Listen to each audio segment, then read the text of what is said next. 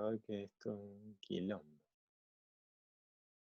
Bien, la idea de hoy era hacer un repaso de las fracturas de miembros inferiores en niños. Es una sola clase, así que la idea es hacer un repaso general. Algunas cosas las vamos a pasar un poco por alto porque son muy poco prevalentes y otras vamos a hacer un poquito más de hincapié. En todo caso, ahí hablé con el topo el año que viene, por ahí se pueden modificar y hacer dos clases, pero bueno, el cronograma de este año es así que, bueno, la idea de esta clase es tener un pantallazo general y algunos tips para la guardia que me parece que son importantes. Un poco rememorando las clases de miembro superior, acuérdense que las fracturas infantiles son patologías muy prevalentes, el 50% de los varones tendrán una fractura hasta los 16 años de vida, y el 25% de las niñas también sufrirán una fractura hasta los 16 años, o sea, es una patología bastante frecuente. Dentro del universo de fracturas infantiles, el 34% corresponde a niñas y el 66% a niños. Y las edades más importantes es desde los 6 a los 11 y de más de 11 años, que representan más del 80% de las fracturas. Tomando en cuenta si es miembro superior o miembro inferior, la otra vez vimos en dos clases miembro superior, que son mucho más prevalentes, el 28% de las fracturas corresponden a las de miembro inferior. Si tomamos por segmentos, el segmento de miembro inferior más afectado es el de la pierna, con un 16%, 8% pie y 4% las fracturas femorales. Y el deporte y los juegos al aire libre son los más frecuentes, por eso también ven que en este tiempo de pandemia es muy poco lo que hemos recibido de trauma infantil, casi nulo.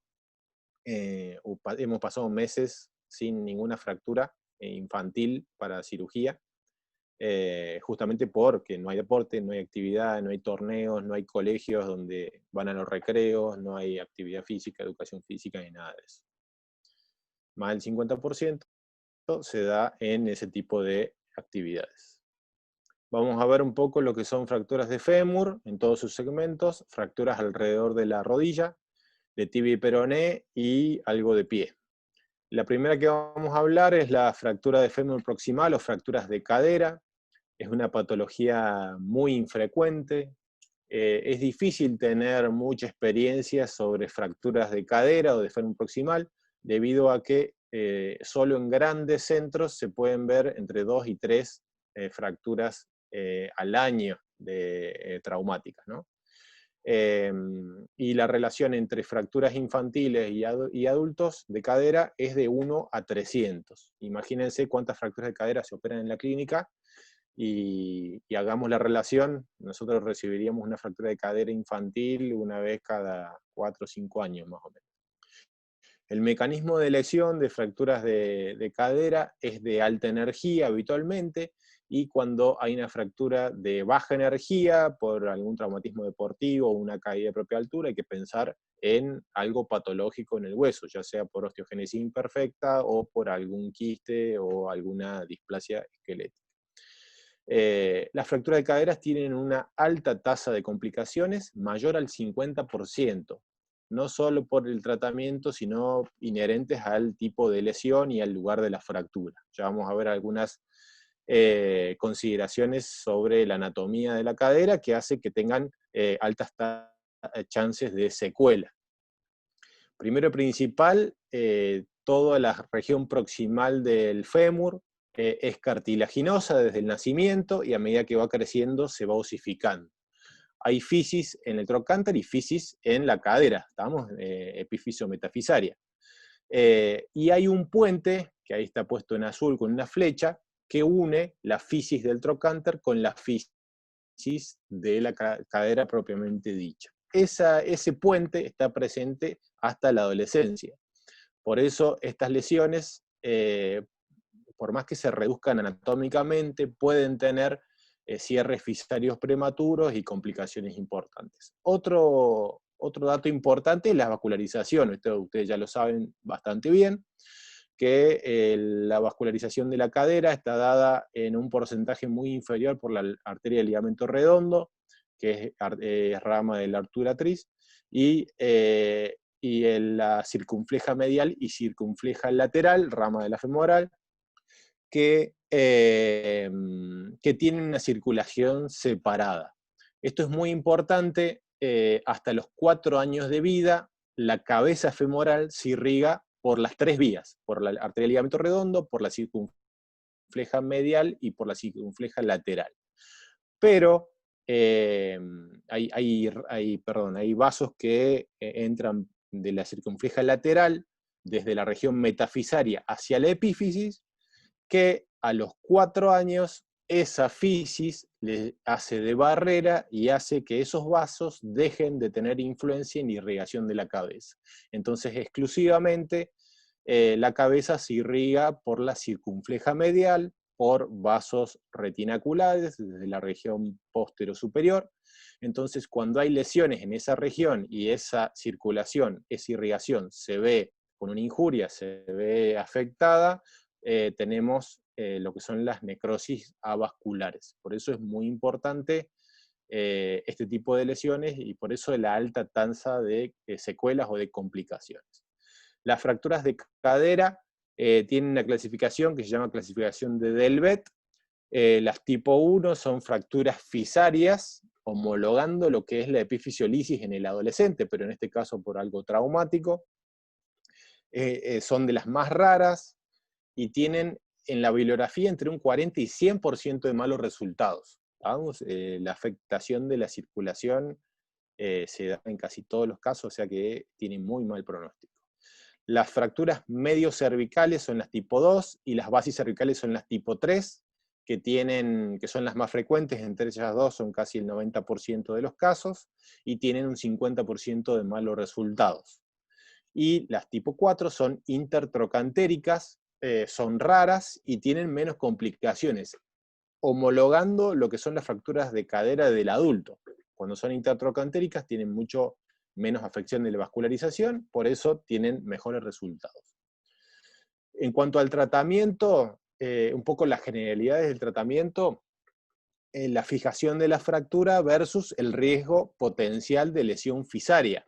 Acá hay que tener en cuenta que no es un adulto, sino que tiene una estructura noble, que es la fisis, que es a partir de la cual esa región de la cadera crece en longitud, entonces siempre te la tenemos que tener en cuenta. Pero siempre hay que tener en cuenta la fisis, salvo que comprometa la estabilidad. Siempre la estabilidad es más importante, ¿sí? Sobre todo en los mayores de 6 años. Antes de los 6 años, si tenemos que estabilizar la cadera, tenemos que tratar de usar osteosíntesis que preserven la fisis, como la imagen que se ve arriba, que se llama método de Wagner, que son unas clavijas lisas, donde no se trata de no pasar el perforador o las espiras del tornillo por la fisis para no tener injuria. En los pacientes menores a 2 años, en fracturas no desplazadas, habitualmente el tratamiento es yeso pelvipédico, son muy raras. Entre los 2 y los 8 años se trata de hacer sistemas de preservación de la fisis, y en los mayores de 9 años se tratan de hacer métodos transfisarios. En realidad siempre se trata de sacar la fisis, pero mayores de 9 años no es negociable la estabilidad. Entonces, en el caso de que el trazo de fractura esté muy cerca de la fisis, bueno, directamente la tenemos que traspasar a la fisis como en una epifisiolisis del adolescente. Como les decía, las osteosíntesis que preservan la fisis es el método de Wagner, donde se utilizan unas clavijas lisas que se doblan ahí en la región lateral debajo del trocánter mayor y después se lo une a la diáfisis. Y el tratamiento estándar, gold estándar, es la osteosíntesis con tornillos canulados rosca 16. Siempre, para evitar riesgos en la circulación, hay que evitar la ruptura de la cortical posterior y el cuadrante superior externo, justamente para evitar tener una lesión en los vasos retinaculares que dan vascularización a la cabeza femoral. En cuanto a tratamiento de estos pacientes, el tiempo de fijación en los adultos está bastante claro, siempre el tratamiento tiene que ser precoz y en los niños es incierto, un poco por la falta de bibliografía que avale una cosa o la otra. Pero la recomendación es siempre que se haga lo más precoz posible. En cuanto al hematoma intracapsular, eso puede tener influencia en la vascularización de los vasos retinaculares. Entonces lo que se recomienda es siempre hacer una artrocentesis o una capsulotomía, artotomía, en el caso de que la reducción sea abierta. Siempre tratar de liberar la presión intracapsular. En cuanto a la reducción, si es una reducción cerrada o abierta, la bibliografía habla de que lo importante no es si es cerrada o abierta, sino es que tenga una reducción anatómica. ¿Estamos? Eso es lo más importante en la fractura de cadera, igual que en los adultos, ¿no? Este es un caso de un paciente de 11 años con una caída de caballo. Ahí no se ve bien, pero ahí le pongo el trazo de fractura. Es una tipo 2, medio cervical.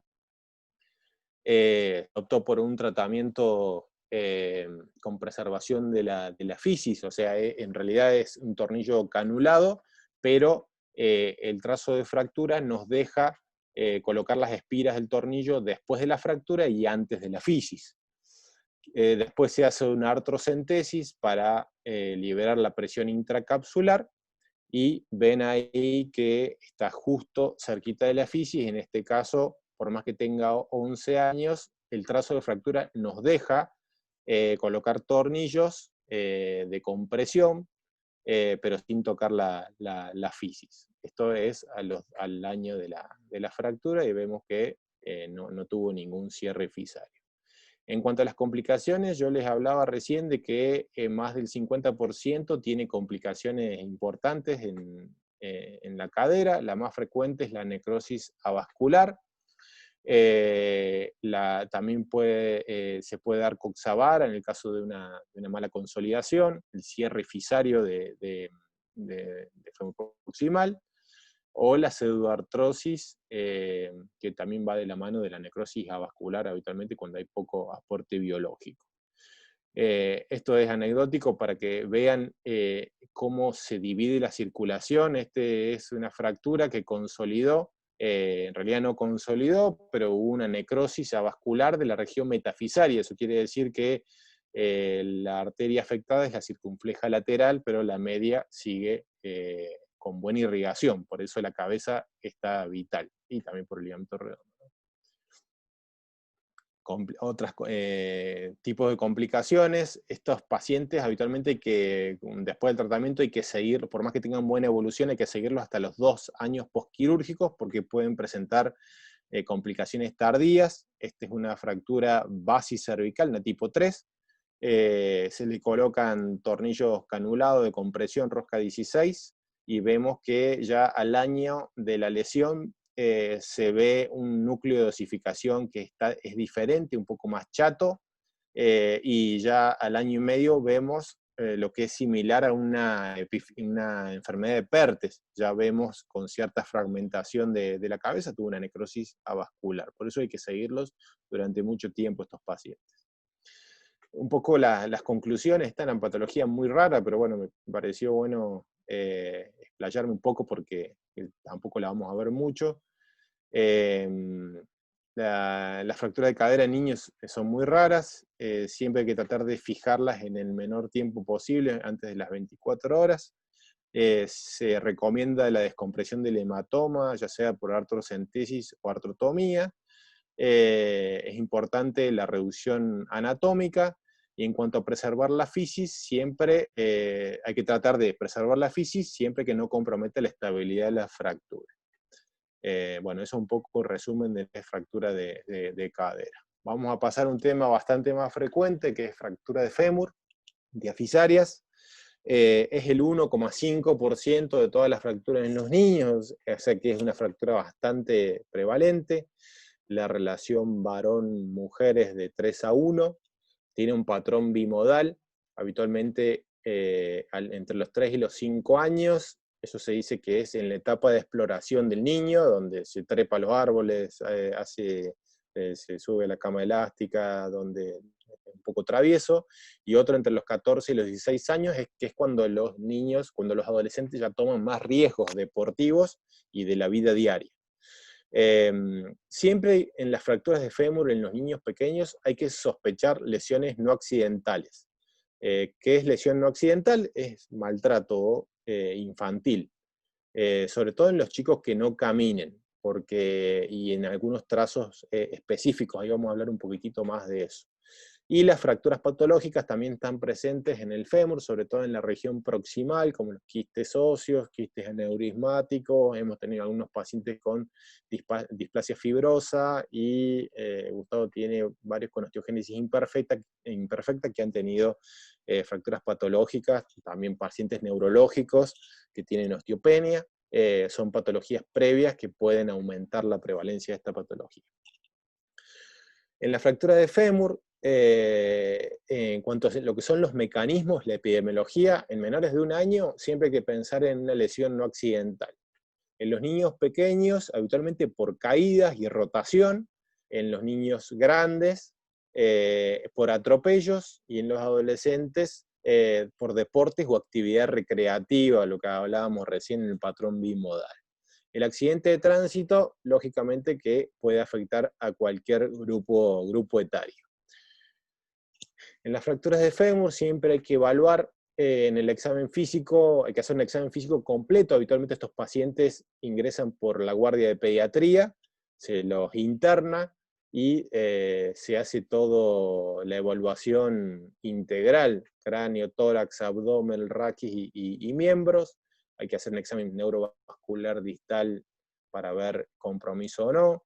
Hay que palpar todos los segmentos óseos, se hacen los primeros auxilios y en primer medida se realiza una inmovilización. En cuanto desde el punto de vista traumatológico, habitualmente con una radiografía de frente y perfil de fémur, que se visualice cadera y rodilla, o a veces le podemos pedir una panorámica de pelvis, es suficiente para esta patología en particular. Lógicamente que si tiene una patología previa, o sea, si es una fractura patológica, tendremos que pedir algunos otros estudios, pero en lo que es lo habitual, con una radiografía panorámica es suficiente. Un poco para hablar de algunas cositas de lesiones no accidentales, que a veces pueden ser pacientes que vengan por la guardia, y eso es importante. Hay algunos factores de riesgo que aumentan este tipo de circunstancias, que son padres jóvenes separados, drogas o abuso de sus padres, padres que hayan recibido abusos de sus propios padres, pacientes primerizos, prematuros, en niños con discapacidades, en hijastros y en pacientes con pocos recursos. Y en cuanto a la consulta, digamos a la anamnesis, hay signos de sospecha de lesiones no accidentales cuando hay inconsistencia en el relato. Por ahí el padre dice una cosa, la madre dice otra. Cuando hay retardo en la consulta, paciente que por ahí uno hace una radiografía y ve ya cierto tipo de consolidación o cierto tipo de callo óseo, eso habla de que han tenido miedo de traerlo antes, justamente por ser un maltrato. Cuando el mecanismo no es insuficiente, o cuando hay padres hostiles en la consulta, digamos, cuando es difícil la anamnesis, porque no quieren decir exactamente qué pasó. Lógicamente que esto no es absoluto. Hay padres jóvenes que están separados, que es primer hijo, prematuros, con discapacidades, que igualmente tienen una fractura porque se han caído o porque realmente tuvieron un mecanismo habitual de estrés. Pero bueno, son cosas a tener en cuenta. En cuanto a la acción, es una clasificación de fracturas de fémur en general, es una clasificación descriptiva. Describimos el trazo, si es un trazo en tallo verde, en torus, en los pacientes pequeños, o es un trazo de fractura completo, que puede ser transverso, oblicuo, espiroideo, conminuto, segmentario o tercer fragmento. También se puede describir nivel, si es subtrocantérico, epidafisario o supracondilio, si es abierto o cerrada, o sea, si es expuesto o no, y si es estable o inestable. En cuanto a los tratamientos en general, hay tratamientos no quirúrgicos y tratamientos quirúrgicos. Eso va a depender muchas veces del trazo de fractura, pero sobre todo de la edad. Ahí vamos a ver después por grupo etario cuál es el gold standard de cada grupo etario. En los niños muy pequeños, menos de 6 meses, habitualmente lo que se usa es el arnés de Public. Entre los 6 meses y los 4 o 5 años de edad se utiliza el yeso pelvipédico, y en los pacientes que tienen mucho acortamiento se puede usar tracción previa y después el yeso pelvipédico. Tracción es algo que yo hablo de tracción, pero es algo que yo no he visto, porque habitualmente con los métodos convencionales se puede reducir sin tener tanto acortamiento. Quirúrgicos, tenemos el enclavado endomodular elástico, la placa con tornillos, habitualmente MIPO submuscular, fijador externo, tutor externo, o enclavado endomodular rígido en los pacientes más grandes, donde tienen poca fisis, o se usan entradas alternativas, ya vamos a hablar de eso. Yo les dije que íbamos a hablar según las edades. No hay un gold standard en general de fracturas de fémur, como sí lo hay en fracturas de tibia, pero en fracturas de fémur depende mucho de la edad. De 0 a 6 meses el arnés de Public, en las fracturas estables, en menores de 5 años, entre los 6 meses y los 5 años, el yeso pelvipédico, entre los 5 años y los 12 años, el enclavado endomodular elástico, en los pacientes que tengan menos de 50 kilos, ese es el punto de corte. En los pacientes que tienen trazos de fractura inestable, menores de 12 años, se utiliza una placa submuscular, y en los mayores de 12 años se puede usar un clavo rígido de entrada artérica o entrada lateral. El politraumatismo, la fractura expuesta, como en cualquier otro segmento, se puede utilizar un tutor externo, y si no disponemos de un arco en C, un abordaje extenso y una reducción abierta y fijación interna convencional. Yo ahí pongo lo que pongo ahí es varias direcciones. ¿Por qué? Porque esto no es tan absoluto. Puede haber un paciente que tenga 13 años y por ahí le podamos colocar un enclavado endomodular elástico, como también puede haber un paciente de 10 años que le coloquemos una placa submuscular. Por ahí los grupos etarios se pueden mezclar un poco, depende también la disponibilidad de materiales, y también depende de cada cirujano o cada ortopedista a qué está habituado, ¿no? Entre los 0 y los 6 años habíamos hablado de...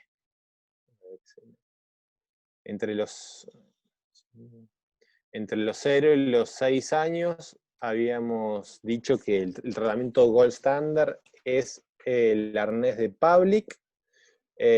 Son fracturas que consolidan muy rápido, por más que tengan mucho acortamiento o angulación, debido a la edad del paciente se termina compensando con el hipercrecimiento, y las angulaciones se terminan también remodelando. Las fracturas de fémur a esta edad consolidan rapidísimo, en el lapso de 2 o 3 semanas ya está completamente consolidado y ya podemos retirar el arnés. En los pacientes entre los 6 meses y los 5 años, lo que se utiliza habitualmente es el yeso pelvipédico. En cuanto a la tolerancia, se aceptan hasta 2 o 3 centímetros de acortamiento en el fémur. La angulación varovalgo y anteroposterior, hasta 15-20 grados es tolerable. Estas fracturas habitualmente se angulan en varo, por eso uno cuando hace el yeso puede hipercorregir un poco en valgo para evitar justamente la acción de los aductores. Y cuando hay acortamiento mayor a 3 centímetros, se puede hacer entre 7 y 10 días de tracción cutánea, y después pasar a un yeso pelvipédico. Como les decía yo, esto es algo que no lo he visto, en ese Gustavo después si tiene algo de experiencia nos puede decir ahí cuando terminemos la clase. ¿Por qué se aceptan 2 o 3 centímetros de acortamiento? Porque en todas las fracturas de fémur, sobre todo en los niños pequeños, hay un hipercrecimiento. Esta hipervascularización que tienen los niños puede estimular la fisis distal del fémur, y eso puede compensar, y puede haber un hipercrecimiento de hasta 2 centímetros, y eso compensa este acortamiento. De hecho, en algunos pacientes donde hay una fractura sin desplazamiento, a veces hay una discrepancia de longitud que se da por ese hipercrecimiento en pacientes que no hayan tenido acortamiento. No sé, no sé si fue complicado lo que dije, pero bueno, en un paciente que no tenga ninguna contractura de fémur, puede tener una discrepancia en longitud justamente por hipercrecimiento, porque se estimula esa fisis y con el lapso de 6 meses a un año vemos un hipercrecimiento. En los pacientes entre los 6 años y los 12 años, lo que se utiliza habitualmente es el enclavado endomedular elástico, habitualmente en fracturas de trazo simple, transversas u oblicuas cortas, fisarias, pero nosotros lo hemos utilizado también en oblicuas largas y no hemos tenido grandes inconvenientes. Son, lógicamente, que no es un sistema completamente rígido, entonces las fracturas muy proximales o muy distales pueden tener menos estabilidad este montaje, pero igualmente es válido. En los menores siempre se utiliza en los menores de 50 kilos, debido a que son huesos de carga, y es una técnica mínimamente invasiva. Seguramente han visto alguna vez colocar alguno femoral en la clínica con nosotros. Bueno, este es el montaje que hacemos, que habitualmente hacemos un abordaje medial y otro lateral, se entrecruzan el foco, y después colocamos unos yendo para el cuello y otro yendo para el trocánter de forma retrógrada. También se puede utilizar el tutor externo, que eso es en todas las edades, en fracturas expuestas, en fracturas muy comminutas, politrauma. La ventaja que tiene es que hay mínima pérdida sanguínea. Puede ser, en los niños puede ser tratamiento provisorio o definitivo, pero la gran contra que tiene las fracturas que consolidan con tutor externo de fémur es que tienen un 20 a 30% de refractura cuando se retira el tutor.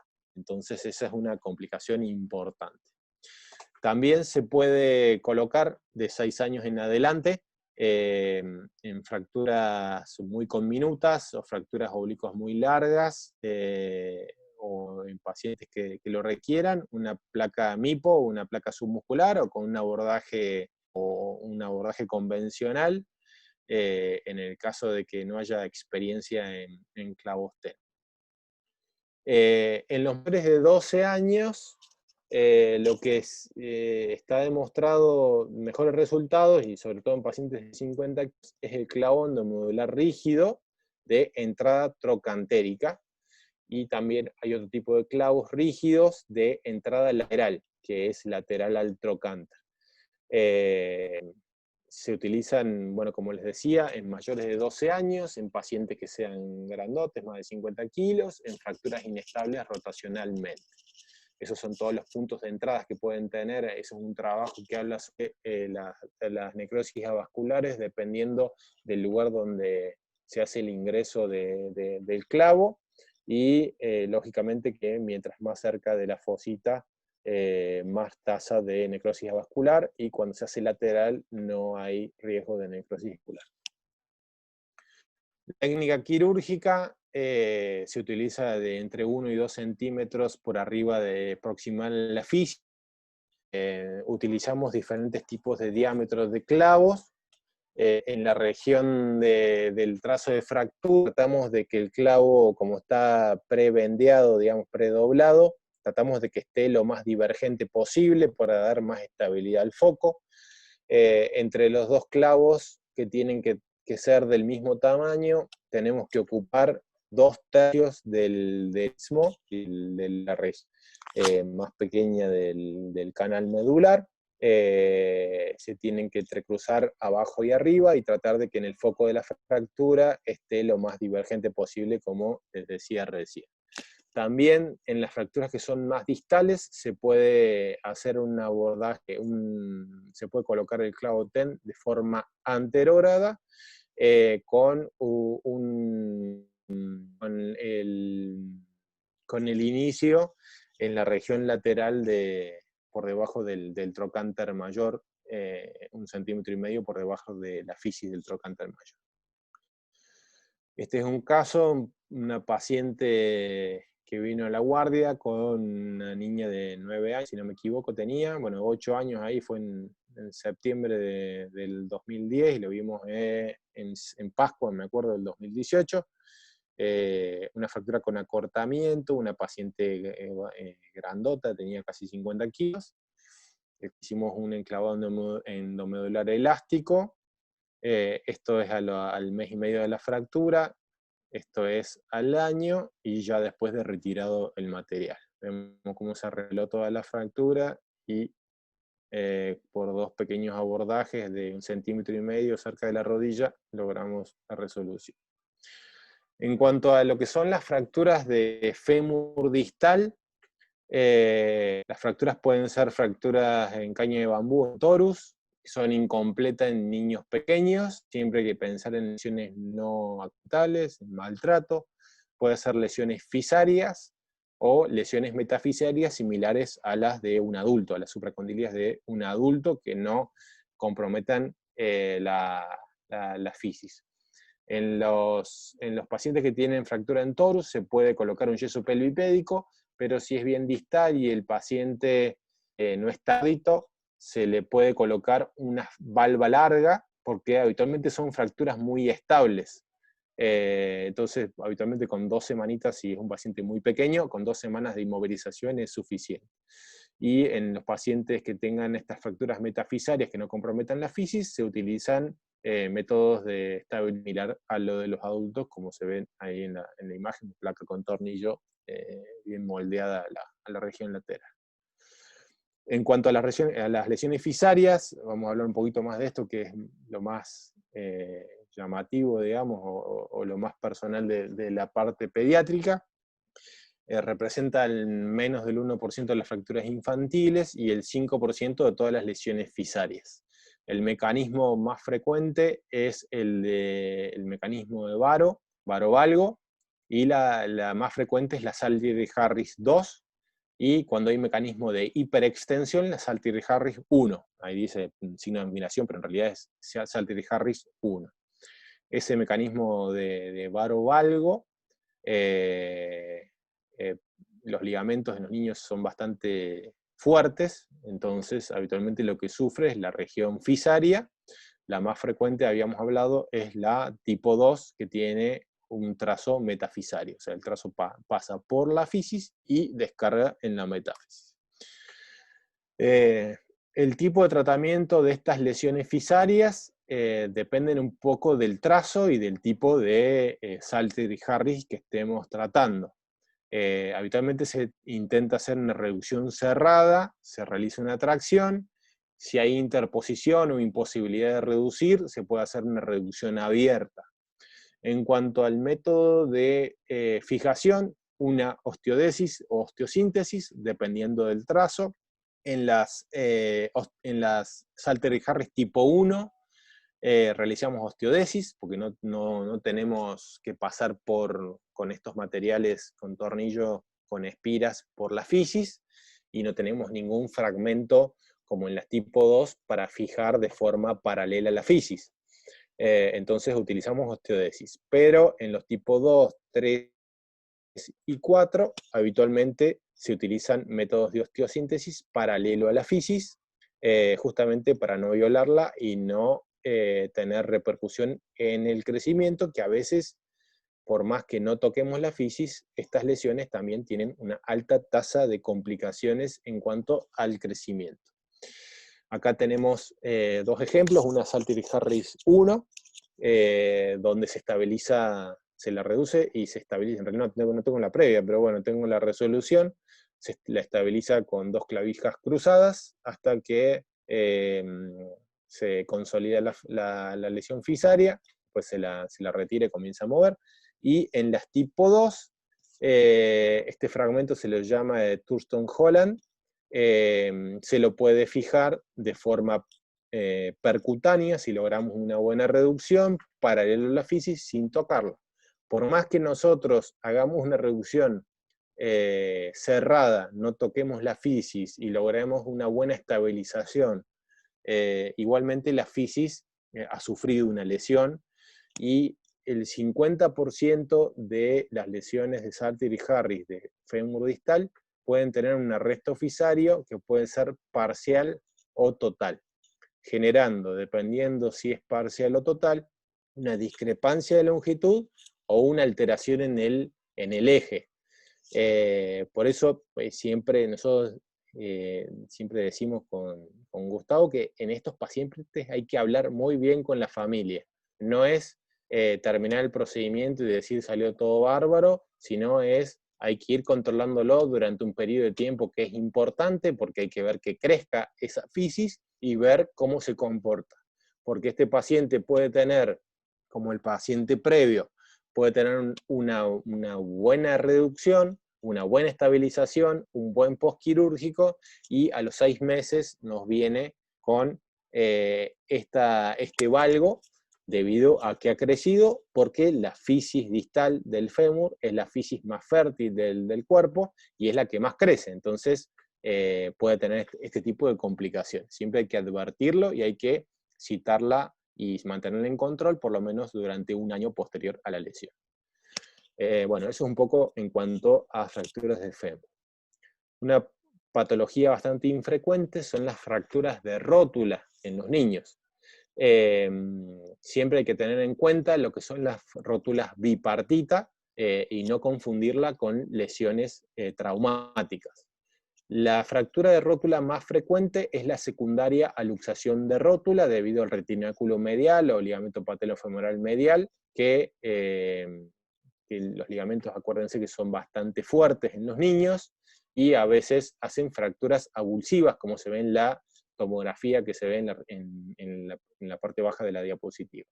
Y el otro tipo de fracturas que nos vamos vamos a hablar un poquito de esto, son las fracturas en manga, en manguito o slip fracture, que son fracturas avulsivas del polo inferior de la rótula, que ahí vamos a hablar un poquito de eso. Yo les hablaba recién de que hay que tener en cuenta estas variables anatómicas que son bastante frecuentes, sobre todo la rótula bipartita tipo 3, que es la región superoexterna, y la rótula bipartita tipo 2, que es la región marginal. Pero bueno, todos hemos visto en la guardia algún traumatismo de rodilla, y hemos hecho una radiografía y hemos visto esta anormalidad, sobre todo la tipo 3. Entonces hay que tenerlo en cuenta para definir si es una lesión aguda o es una lesión, digamos, algo congénito. Las fracturas slip de la rótula, o fractura avulsiva del polo inferior de la rótula, osteocartilaginosa, siempre hay que sospecharla. ¿Por qué? Porque es muy difícil el diagnóstico. Fíjense esta imagen, seguramente, bueno, es un paciente muy sintomático, con mucho hidrops, y apenas se ve una sombra en la región del tendón rotuliano.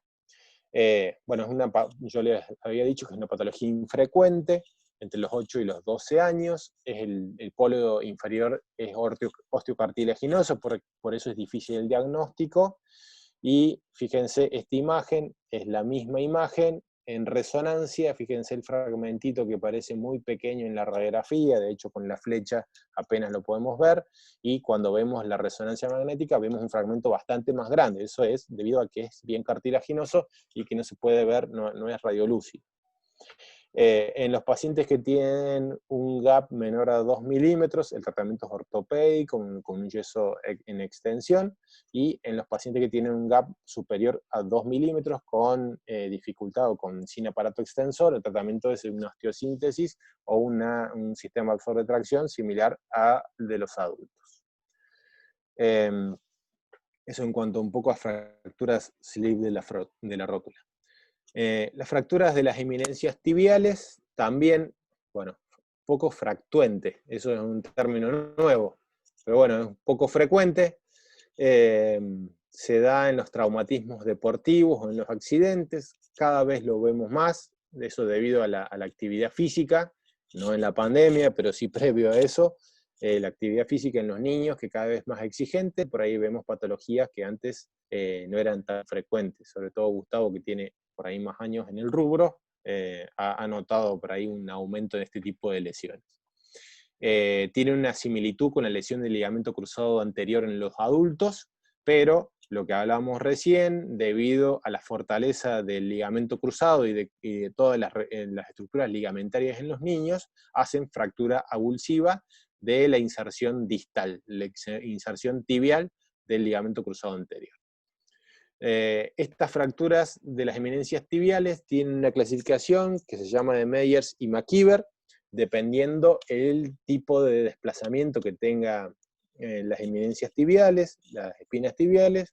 Cuando no hay desplazamiento es de tipo 1, cuando hay un desplazamiento pero en bisagra, con indemnidad de la cortical posterior es tipo 2, cuando está completamente desplazada y sin contención, digamos, está libre, pero es un solo fragmento, es tipo 3, y cuando el fragmento está libre y aparte es conminuto, es una tipo 4.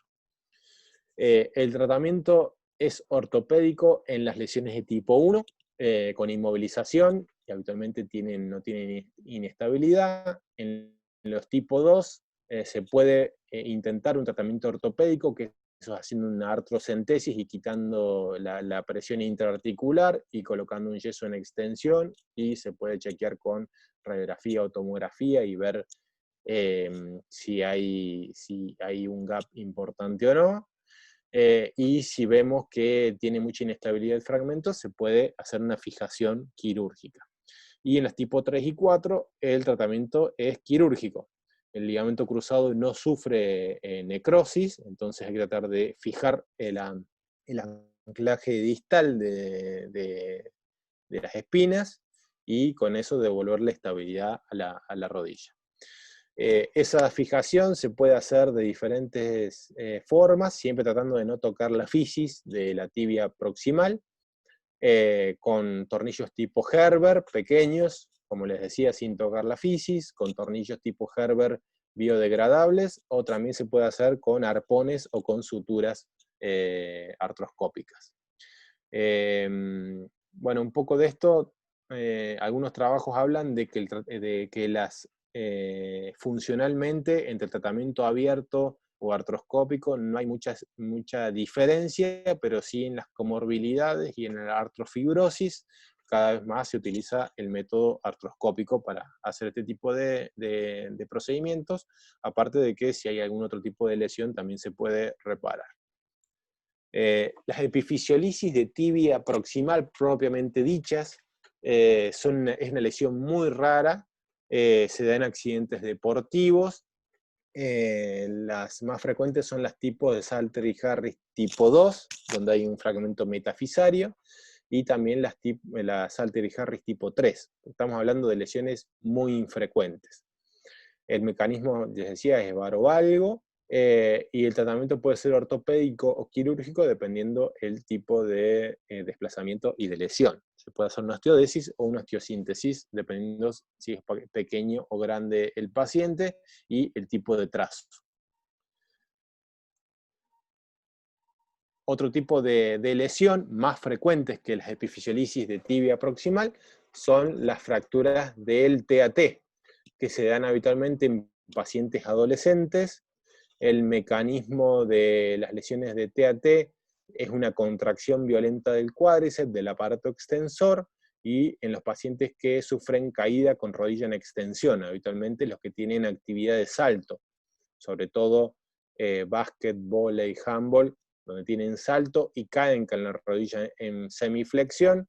El cuádriceps puede hacer una contracción violenta, llevar la rótula hacia arriba, el tendón rotuliano habitualmente no cede, y lo que termina cediendo es el cartílago de crecimiento del TAT. Es un mecanismo avulsivo. Se genera esa tracción hacia la región superior. En la clasificación de las avulsiones o fracturas de TAT es la clasificación de Watson-Jones, donde en la tipo 1 tenemos una avulsión de la región más distal del TAT, en la tipo 2 tenemos una lesión más en bisagra y ya de un fragmento más importante del TAT, y cuando hay una lesión que compromete la articulación, como si fuese una Salter y Harris tipo 3, donde tiene un compromiso articular, es habitualmente la tipo 3. A diferencia de lo que hablábamos recién de las fracturas de rótula del polo inferior, que se dan más entre los 8 y los 10 años, o 8 y 12 años, las fracturas avulsivas de TAT se dan en los chicos más adolescentes, más grandes, de 12 años en adelante. Por ahí con el mismo mecanismo, dependiendo de la edad, puede tener una lesión o la otra. El tratamiento, habitualmente en las tipo 1, donde no hay gran desplazamiento, se puede, yo no puse la imagen, pero justo la semana pasada tuvimos un paciente que vino por otra cosa, pero había tenido una lesión del TAT tipo 1 y le habíamos hecho una inmovilización el año pasado y no me olvidé de poner la imagen. Bueno, el tratamiento en las tipo 1 es ortopédico, o quirúrgico si no tiene aparato extensor, si el paciente intenta estirar la pierna y no puede porque el tendón rotuliano se va hacia la región más cefálica. Y las tipo 2 y tipo 3, el tratamiento es quirúrgico y se tiene que estabilizar. En este caso se estabilizó con tornillos paralelos a la fisis del fémur proximal. También se lo puede hacer con arpones o con un tornillo, porque es una tipo 3, pero en una tipo 2 se puede hacer un tornillo directamente en el TAT sin tocar la fisis proximal. Un poco más extenso vamos a hablar de fracturas de tibia. Las fracturas de tibia, de diáfisis de tibia, pueden ser metafisarias proximales, diafisarias de tibia o de tibia distal metafisarias. Las fracturas de tibia proximal metafisarias que no comprometen la fisis, ya hablamos recién de que eran bastante infrecuentes las epifisiolisis, pero estas son bastante más frecuentes. Pueden ser completas o en tallo verde, habitualmente es por un mecanismo de varovalgo, el peroné habitualmente está sano, y el tratamiento es un yeso con bota larga de 6 semanas. Este es un paciente, estas son fracturas que no hay que fiarse porque por más que parezcan inofensivas y que con una inmovilización van a andar bien, hay un fenómeno o una complicación que tienen este tipo de fracturas, por más que sean fracturas incompletas o fracturas completas de trazo simple, que es el fenómeno de Cosen, donde el paciente después de la inmovilización de 6 semanas empieza a hacer su actividad normal y viene la madre a los 3-4 meses con esta desviación en valgo de la pierna afectada. Ese fenómeno de Cosen es un hipercrecimiento de la región medial de la tibia, que habitualmente no, se cree que es por una falta en la reducción, por no moldear en varo el yeso, debido a que estos pacientes habitualmente o casi siempre cursan con peroné sano, que le hace de tirante, cuando a estos pacientes se le da carga prematura o cuando hay una estimulación del periósteo de la región medial de la tibia. Estos son los factores que pueden hacer que estos pacientes tengan esta desviación posterior en valgo. El fenómeno de Cosen en un gran porcentaje se resuelve espontáneamente, pero en el menor de los casos a veces hay que hacer alguna corrección, ya sea por una osteotomía tibia o una hemipifisiodesis, pero en algunos casos se vuelve a producir el fenómeno. Pero en su mayoría, le tiene que quedar como concepto, se resuelve espontáneamente. Las fracturas propiamente dichas de la diáfisis de la pierna son fracturas bastante frecuentes, ya las van a ver, bueno, los que están en la guardia, habitualmente todos han recibido fracturas de tibia, de hecho el AU ahí me decía, el fin de semana recibió una fractura de tibia, la semana pasada recibimos otra y demás, son patologías medianamente frecuentes. El 70% son aisladas, que pueden ser completas o incompletas. Los mecanismos pueden ser torsionales, donde se ven los trazos oblicuos o espiroideos, que son los más frecuentes, o por un traumatismo directo, donde podemos tener un trazo transverso o con minutos, también según la edad del paciente. Habitualmente en los pacientes más grandes se puede ver trazos con minutos a veces. El 30% de las fracturas de pierna se asocian con fracturas de peroné, digamos. Las fracturas de tibia 70% es aislada, pero un 30% se asocian a peroné. A veces es una complicación cuando tenemos una deformidad plástica del peroné, porque eso puede producir una deformidad en valgo, debido a que hace efecto de compresión en la región del peroné, entonces lleva el tobillo, la pierna en valgo. Son raras las fracturas aisladas de peroné y solamente se da en pacientes que reciben un traumatismo directo en la región lateral de la pierna. Según la tolerancia, vamos a ver cuál es el tratamiento. En menores de 8 años, la tolerancia varo-valgo es 5 grados de valgo, 10 grados de varo, la angulación anterior de 10 grados, posterior de 5, acortamiento de 1 centímetro y rotación de 5. En cuanto a los pacientes mayores de 8 años, la tolerancia varo-valgo es de 5 grados, la angulación anterior es de 5 grados y la angulación posterior se tolera menos. El acortamiento es igual y la rotación también de 5 grados. A diferencia de lo que hablábamos recién, que las fracturas de fémur no tienen un gold standard en general, sino que tienen un gold standard según el grupo etario, las fracturas de tibia, el gold standard es la inmovilización con yeso bota larga. Habitualmente andan bien con inmovilización, con yeso. O sea que se puede utilizar en todas las edades. De hecho, se puede utilizar hasta en los pacientes adultos. Ya lo vieron con el topo y con el SEBA. El yeso bota larga, lo que se intenta hacer en la técnica para colocar el yeso es colocar el tobillo en 20 grados de flexión plantar, en las fracturas de tercio medio y distal, y el tobillo en 10 grados de flexión plantar en las fracturas de tercio proximal. Hay que colocar primero la bota del pie, moldear el varo-valgo, luego extenderse hasta el muslo con una flexión de la rodilla entre los 30 y los 45 grados. Siempre nos ayudamos de la gravedad, el paciente con la cola en la camilla, tratando de tenerlo para que no se caiga, y la gravedad nos ayuda mucho para realizar el tipo de yesos, en el caso de que sea en consultorio o en la guardia. Hay que moldear con cuidado la cabeza del peroné y la región supracondilia para que después, para lograr una buena también estabilidad, porque si queda muy grande en la región supracondilia, también se puede mover la fractura. Hacemos radiografías semanales, habitualmente en el momento de la fractura, a los 7, a los 14, a los 30 y a los 45 grados, y después de ese tiempo se puede colocar una bota de marcha o un yeso con taco para que comience la marcha según la radiografía. Un arma en el diagnóstico, un arma en el tratamiento que tenemos es la utilización de gipsotomía o cuñas en el yeso. Cuando nosotros hacemos una inmovilización y tenemos un desplazamiento secundario a la semana o a las 2 semanas, podemos hacer una gipsotomía, donde se hace un corte en el yeso de forma circunferencial, no completo, sino más o menos en un... Ahora hay algo en el chat.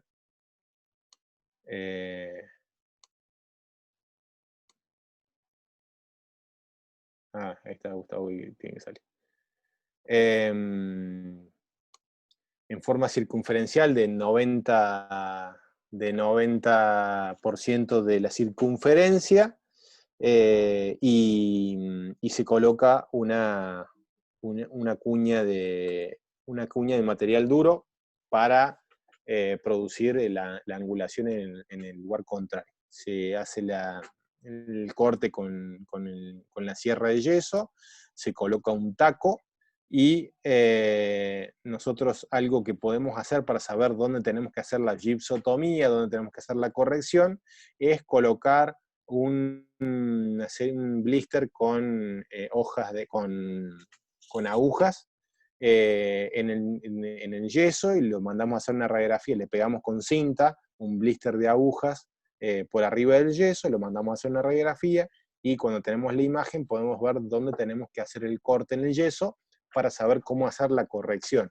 Esto es algo muy casero, pero es algo que nos sirve muchísimo cuando no sabemos realmente dónde es el ápex o el cora de la deformidad. En cuanto a tratamiento quirúrgico, se reserva para las fracturas expuestas, para fracturas en los niños neurológicos, donde tenemos poca adhesión al tratamiento con yeso o difícil adhesión al tratamiento con yeso, rodilla flotante, pacientes politraumatizados, en fracturas irreductibles, pacientes con síndrome compartimental, o fracturas muy inestables de tibia y peroné en niños que ya estén cerca de la madurez esquelética. El tratamiento habitual que hacemos es el enclavado endomedular elástico, se hace de forma anterógrada, entre 2 y 3 centímetros por debajo de la fisis proximal, paralelo al TAT, al igual que en el fémur, se utilizan 2 clavos del mismo diámetro. Se trata de que en la región de la fractura esté lo más divergente posible. Nosotros los prebendiamos a los clavos para lograr estabilidad. Y también hay técnicas que se llama técnica de MTSO, donde nosotros podemos dar correcciones angulares, varovalgo, según la punta del clavo, donde hace presión, y también en el anteroposterior, tirando el patín, que en la región de la punta del clavo ya le llama patín, hacia anterior o hacia posterior, según la corrección que queremos conseguir, ¿no? Una fractura, un patrón de fractura habitual en los niños es la toddler fracture, que es son las fracturas oblicuas largas de los pacientes menores de 2 años en el comienzo de la marcha, que son pacientes que con un trauma de muy baja energía, pero que tenga un mecanismo rotacional, puede producir este tipo de fracturas. Esto es muy importante para tener en cuenta en la guardia, porque muchas veces tenemos pacientes pequeños que están empezando a caminar y los padres refieren que le duele el pie. Eso es lo habitual. Le duele el pie, ¿por qué? Porque no lo apoya. Uno tiene que palpar todos los segmentos óseos y el más importante para palpar y donde más lesiones va a haber seguramente es en la región de la tibia distal o tibia medio diafisario, donde se da este tipo de lesiones, que habitualmente no tiene tanta clínica, más que el paciente le duele cuando apoya y trata de apoyar en puntas de pie. Entonces no hay que dejarse llevar a veces por el relato de los padres, que por ahí dice le duele el pie o se golpeó el pie, sino que siempre hay que examinar toda la extremidad, porque a veces nos podemos topar con este tipo de lesiones, que no es infrecuente que se pasen por alto. Las fracturas metafisarias distales de la pierna se dan en niños pequeños, estamos hablando de las extrafisarias, pueden ser completas o en tallo verde, son frecuentes, puede ser frecuente en lo que son las lesiones por pie de bicicleta, donde el niño se atrapa el pie en los rayos de la bicicleta y tiene un mecanismo torsional. Se puede colocar un yeso bota corta o bota larga, según si es una fractura estable o inestable, digamos, si es completa o en tallo verde o torus. Eso dependiendo el tipo de trazo y el niño, ¿no? O habitualmente nosotros colocamos una férula y a la semana evaluamos si hace falta uno u otro tratamiento. No hice hincapié en las lesiones fisarias. ¿Por qué? Porque dentro de 2 semanas vamos a tener una clase de lesiones de cartílago de crecimiento y me iba a explayar un poco en los que son las lesiones más frecuentes de fisarias de cartílago de crecimiento, que son las fracturas de tobillo, también fracturas de muñeca y en algún otro tipo de lesión. Entonces no me voy a hablar todo de fracturas triplanares y de tilo. Sí, dentro de 2 semanas vamos a abocar un poquito más a eso. Pero bueno, en 2 semanas lo charlamos bien. Igual es la charla que ya les di a principio de año, así que es un poco rememorar eso, pero no le quería aburrirlo de nuevo con esto, porque dentro de 2 semanas vamos a hablar de nuevo. En cuanto a las fracturas de pie, son fracturas también frecuentes. Más del 95% de las fracturas de pie pediátrico ocurren en los metatarsianos y en las falanges, y el resto en retro y medio pie. Las fracturas de retro y medio pie son fracturas muy infrecuentes, es casi nula en la bibliografía, sobre todo en los menores de 10 años, debido a el gran contenido de cartilaginoso que tienen las estructuras del retro y medio pie, y habitualmente son por mecanismos de caída en altura. En cuanto a las más frecuentes de estas son las fracturas de calcáneo, que habitualmente son extraarticulares, y el tratamiento ortopédico es el más habitual que hacemos. La fractura, bueno, ahí se ve la imagen de la fractura de escafoides, son por traumatismos de caída en altura con flexión plantar.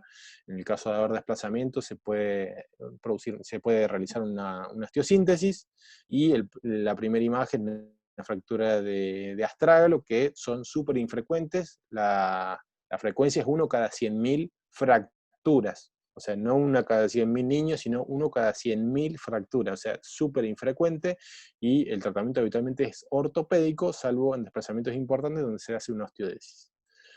Las fracturas de los metatarsianos, las más frecuentes por lejos, son las fracturas del quinto metatarsiano, que son habitualmente por mecanismos de inversión.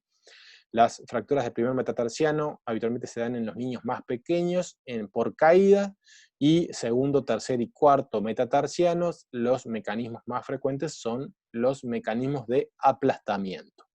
El tratamiento habitualmente es ortopédico. Pocas veces hemos tenido que realizar un tratamiento quirúrgico, salvo en alguna fractura de Jones en un paciente grande, donde hemos hecho algún enclavado con tornillo de la base del quinto metatarsiano.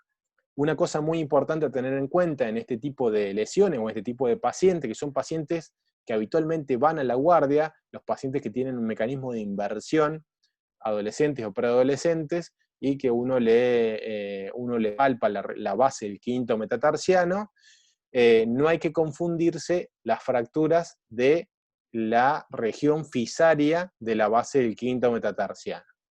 Esta es una imagen, ahí les muestro la imagen arriba a la derecha, donde se ve un trazo de fractura que es perpendicular y un trazo de región fisaria. O sea, esto que voy a marcar ahí es el cartílago de crecimiento, que habitualmente es paralelo a la diáfisis, diferente de la fractura de la base del quinto, que habitualmente es perpendicular a la diáfisis. Entonces siempre hay que diferenciar, porque muchas veces uno ve la imagen, la primera imagen, la del cartílago de crecimiento, y dice, está fracturado. Pero siempre hay que diferenciar lo que es el cartílago de crecimiento, que es normal en los niños, de lo que es el trazo de fractura propiamente dicho. Acá vemos una imagen abajo, donde hay una fractura con mucho desplazamiento de la cabeza del segundo, tercer y cuarto. En estos casos sí se puede hacer un enclavijado, una reducción cerrada y un enclavijado, pero lo habitual en este tipo de pacientes con fracturas metafisarias, de metatarsianos, es realizar una inmovilización y una carga precoz, porque tienen muy buena evolución y muy buen pronóstico. Bueno, y creo que con esto terminamos. Fractura de falange, me había olvidado. El mecanismo puede ser un mecanismo directo por aplastamiento o indirecto por un mecanismo de estrés lateral, habitualmente cuando se engancha el quinto o el cuarto dedo hacia el lateral, y el tratamiento es ortopédico en el 100% de los casos. En todo caso, se puede hacer reducción, los de epifisiolisis que ve en las primeras imágenes. Se puede hacer la reducción y colocar un vendaje solidario, o a veces hacer una anestesia local, reducción y colocar un vendaje solidario. En estos casos habitualmente tratamos de no hacer una infiltración local. ¿Por qué? Porque se hematosoma y a veces hace que sea más difícil la reducción debido al líquido que hay en esa región. 3-4 semanas de acción con vendaje solidario, y con eso es suficiente. Bueno,